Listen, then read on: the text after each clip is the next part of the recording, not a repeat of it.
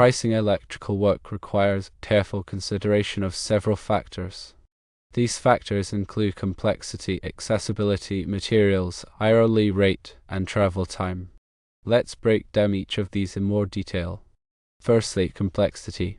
Installing ceiling fans without existing outlets and replacing an existing fan both require more labor than simply swapping out an existing fixture.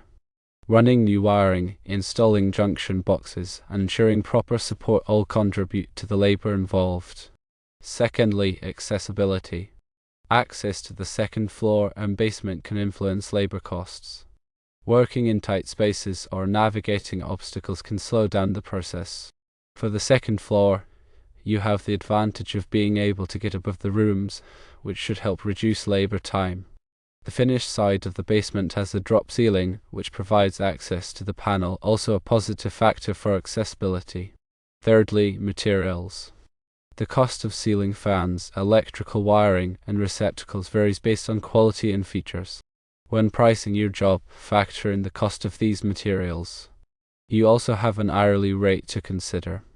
Your normal hourly rate should be a significant factor in determining your pricing. Make sure to account for overhead costs such as insurance, vehicle maintenance, and tools. Then consider travel time. If the job is outside your usual service area, you need to account for travel expenses, including fuel and time spent commuting.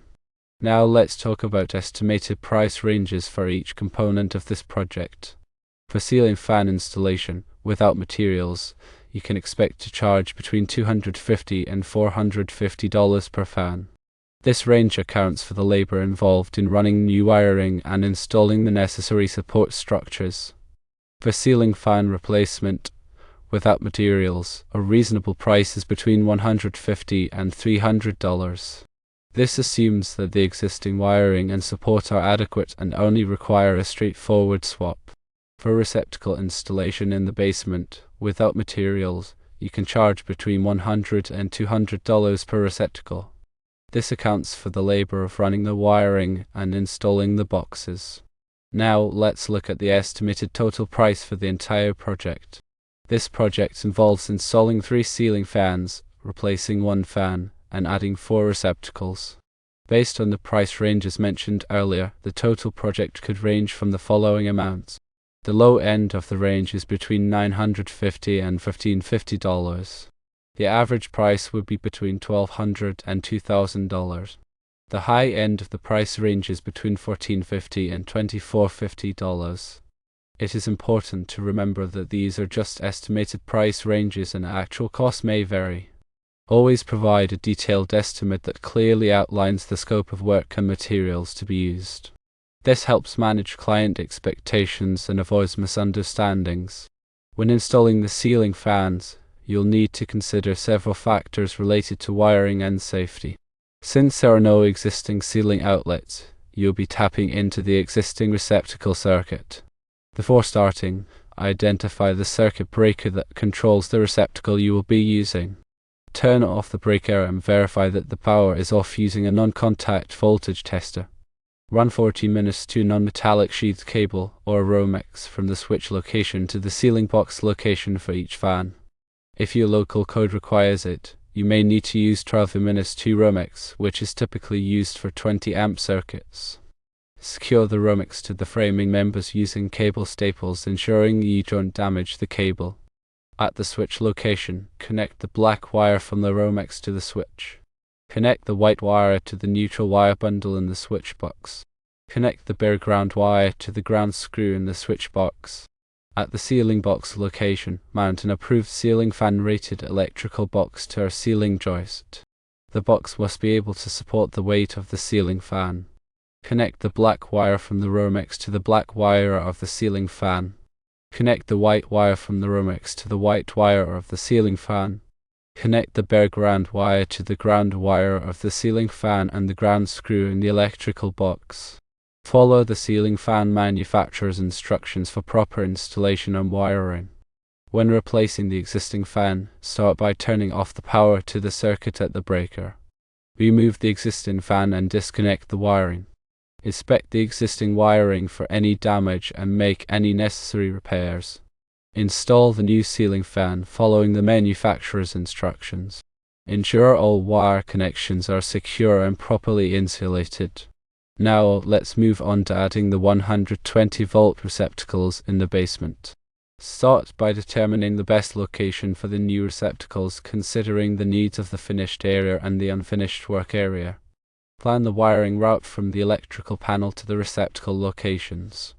Since you have access to the panel through the drop ceiling, this should make the wiring easier. Run 12V-2 Romex from the electrical panel to each receptacle location. Use cable staples to secure the Romex to the framing members, ensuring you don't damage the cable. In the finished area, you may need to fish the Romex through the walls or ceiling. Install new electrical boxes at each receptacle location. For the finished area, use old work boxes that can be easily installed in existing walls. In the unfinished work area, you can use standard electrical boxes. At the electrical panel, connect the black wire from the Romex to a new 20-amp circuit breaker. Connect the white wire to the neutral bus bar in the panel. Connect the bare ground wire to the ground bus bar in the panel. At each receptacle location, connect the black wire from the Romex to the brass screw on the receptacle. Connect the white wire to the silver screw on the receptacle. Connect the bare ground wire to the green screw on the receptacle. Install the receptacles into the electrical boxes and secure them with screws. Install cover plates over the receptacles. After completing the wiring, turn on the circuit breaker and test each receptacle to ensure it is working properly. Use a receptacle tester to verify that the wiring is correct. Check for proper voltage using a multimeter. It's crucial to comply with the National Electrical Code, or NEC, and local electrical codes when performing electrical work. Here are a few key NEC requirements to keep in mind. Firstly, all wiring must be properly secured and supported. Secondly, all electrical boxes must be properly grounded. Thirdly, all wire connections must be made in site-approved electrical boxes. Fourthly, the correct size of wire and circuit breaker must be used for the intended load. Fifthly, ground fault circuit interrupter, or GFCI, protection is required for receptacles in certain locations, such as bathrooms, kitchens, and unfinished basements.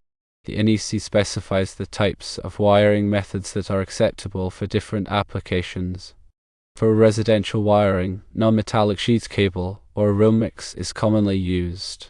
The NEC also specifies the ampacity of different sizes of wire. For example, 14-2 Romex is typically rated for 15 amps, while 12-2 Romex is rated for 20 amps. The NEC contains tables that provide information on the allowable ampacity of conductors based on their size, insulation type, and installation method.